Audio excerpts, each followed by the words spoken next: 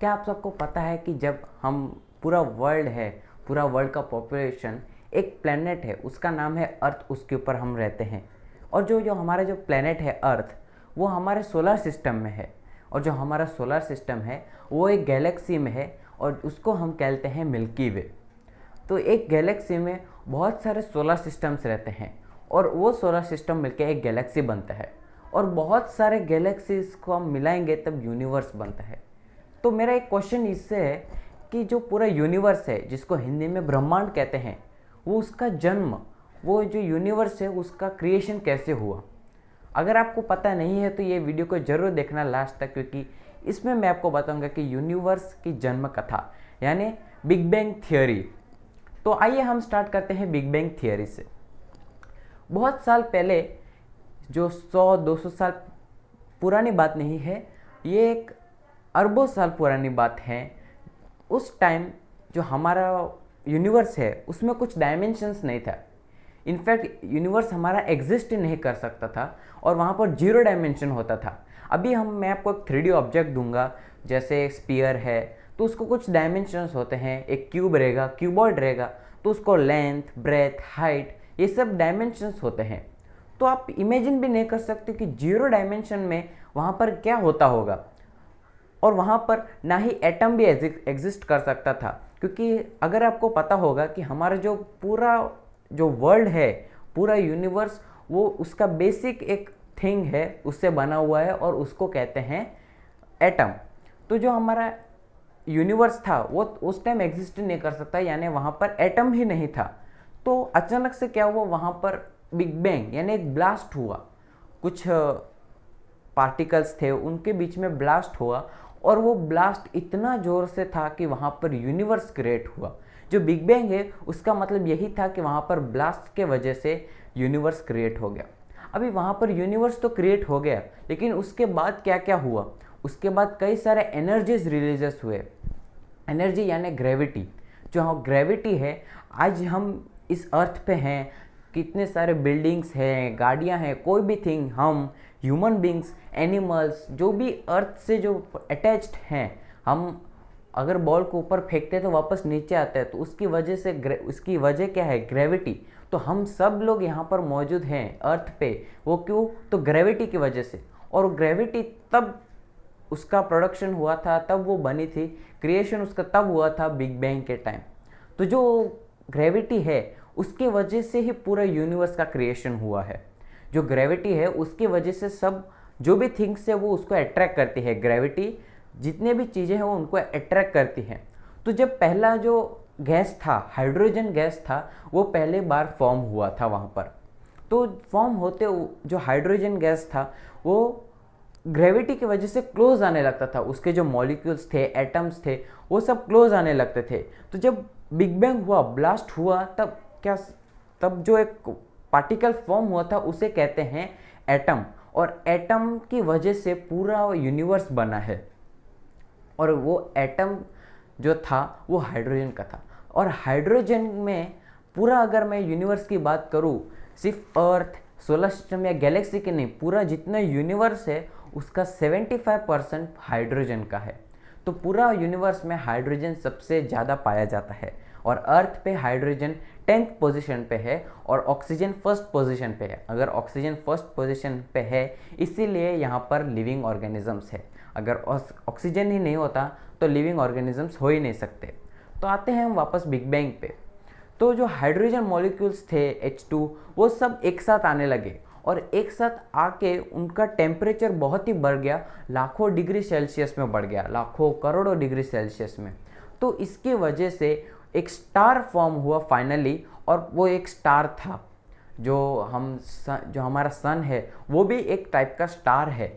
तो जो hydrogen molecules थे वो अपने अट्रैक्ट होकर खुद में ग्रेविटी की वजह से क्लोज आकर उनका जो टेम्परेचर था वो बढ़ गया, क्योंकि जो स्टार्स रहते हैं उनका टेम्परेचर ऑलमोस्ट बहुत ज़्यादा होता है, जैसे कि सन है हमारा। तो उनका टेम्परेचर बहुत ही बढ़ने लगा और वो एक आग का गोला फॉर्म हो जाता है और उसे कहते हैं स्टार्स। तो धीरे धीरे ये सब स्टार्स, टाइम, ये जो प्रोसेस है वो बहुत ही स्लो प्रोसेस है, वो धीरे धीरे सब होता रहता है। तो और धीरे धीरे करके पूरे यूनिवर्स में स्टार्स फॉर्म होने लगे। फिर वो जो स्टार्स थे उस कुछ बड़े थे कुछ छोटे थे, तो जो छोटे छोटे स्टार्स थे वो जल्दी कूल हो जाते थे, वो ठंडे हो जाते थे, क्योंकि जो बिगिनिंग में वो एक आग का गोला रहता था। तो जो स्टार्स होते हैं वो ठंडे हो जाने के बाद वो पत्थर की तरह इधर उधर घूमते रहते हैं। और इधर इधर घूमते क्यों है? ग्रेविटी की वजह से। जो अर्थ जो स्पेस होता है वहाँ पर लो ग्रेविटी होती है, उस वहाँ पर फ्री फॉल होता है। आप देख सकते हो जो एस्ट्रोनॉट्स होते हैं, साइंटिस्ट, वो वहाँ पर जब रिसर्च के लिए जाते हैं अपने स्पेसशिप में, तो पूरा सब फ्लोट होते हुए दिखाई देते हैं। तो ये क्यों? इसको कहते हैं फ्री फॉल। तो इसके वजह से वहाँ पर पूरा जो भी चीज़ें रहते हैं वो इधर उधर भटकते रहते हैं, इधर से उधर घूमते रहते हैं। तो इनको हम लोग कॉमेट्स भी बोलते हैं, एस्ट्रॉइड्स भी बोलते हैं। तो ये एस्ट्रॉइड्स ऐसे घूमते रहते थे। फिर क्या हुआ, धीरे धीरे और ऐसे स्टार्स बनते गए, और ऐसे वहाँ पर उसमें बीच में जो न्यूक्लियर फिशन होता है, न्यूक्लियर फिशन और न्यूक्लियर फ्यूजन, ये दो प्रोसेस है, उनकी वजह से पूरा heat, sound energy, light energy निकलता है।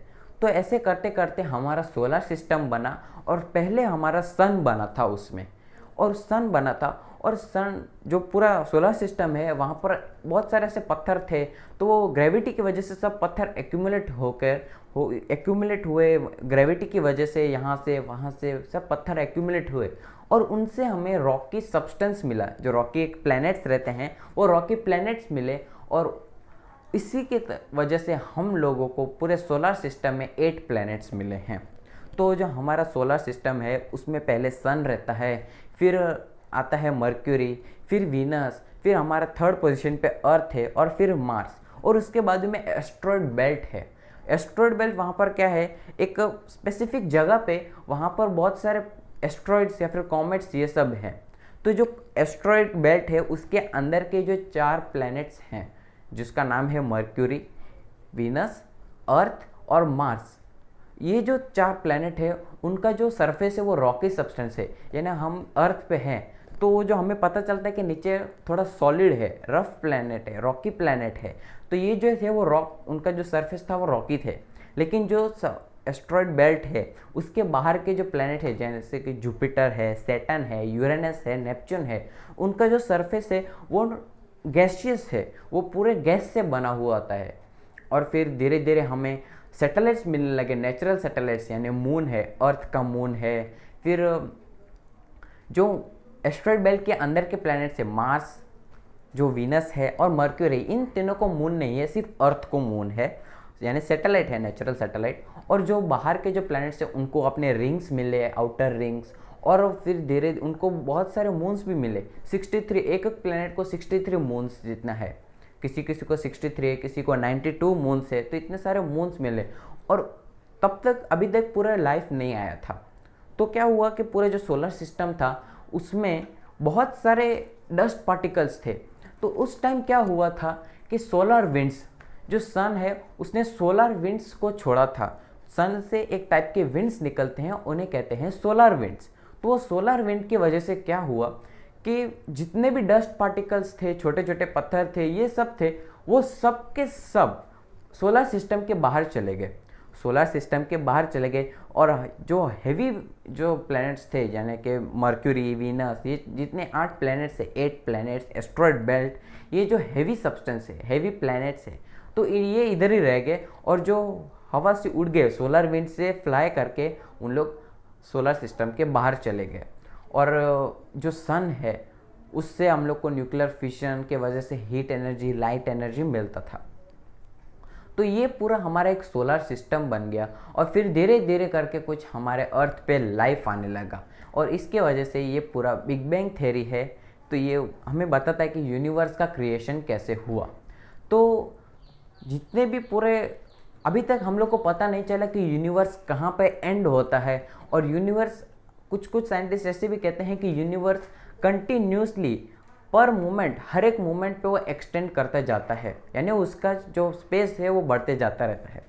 तो मैं आपको एक एग्जांपल देता हूँ कि यूनिवर्स कितना बड़ा है। तो हम एक पर्सन को अगर कंसिडर करते हैं, वो अर्थ पे है, और वो अर्थ हमारे सोलर सिस्टम में है, और वो सोलर सिस्टम बहुत सारे सोलर सिस्टम, यानी क्रोर्स ऑफ सोलर सिस्टम को मिलाएंगे, हमारे एक सोलर सिस्टम में और एक सोलर सिस्टम और एक सोलर सिस्टम, ऐसे करते करते जो lakhs and crores of solar system मिलेंगे तब एक गैलेक्सी बनता है। और वो गैलेक्सी, हम जिस गैलेक्सी में है उसका नाम है मिल्की वे, और उसको हम लोग आकाशगंगा भी कहते हैं। तो जो मिल्की वे है हमारे गैलेक्सी है, और ऐसे ट्रिलियंस ऑफ ट्रिलियंस, 1 ट्रिलियन यानी 1 लाख करोड़, तो ऐसे ट्रिलियंस एंड ट्रिलियंस जो गैलेक्सी मिलेंगे तब हम लोग को यूनिवर्स मिलता है, और वो यूनिवर्स मल्टीवर्स भी बनता है। तो इतना वास्ट है हमारा यूनिवर्स कि हम उसको देख भी नहीं सकते। और अगर हम लोग को वहाँ पर ट्रेवल करना रहेगा यूनिवर्स में, तो हम लोग को लाइट की स्पीड से जाना पड़ेगा, यानी 3 × 10⁸ मीटर पर सेकेंड। तो इतना स्पीड से हम लोग को जो स्पेस क्राफ्ट होगा उससे हम लोग को जाना पड़ेगा।